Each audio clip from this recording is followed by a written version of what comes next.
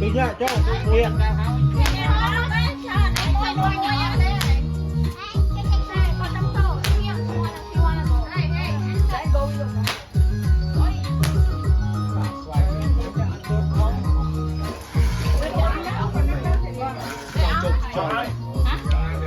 mà chú à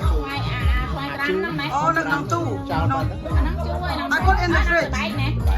nó nóng tu miền cái giá có mấy ngày trong mới thiệt ớt tọt nó mới được tọt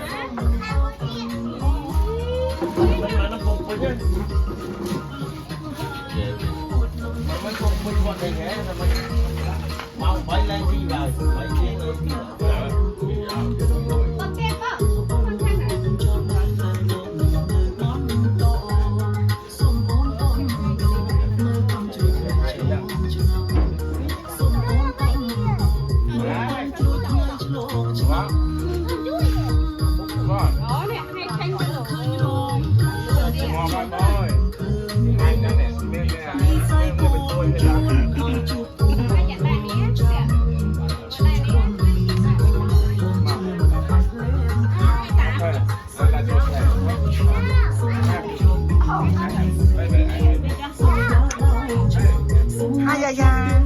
สบายก็ไม่จะยักดอดแมนดอดมวยhai à bài ọt hả hai good job dạ dạ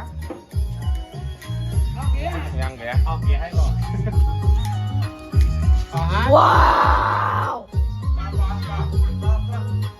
เอาตัวมันดอดของโกนปือ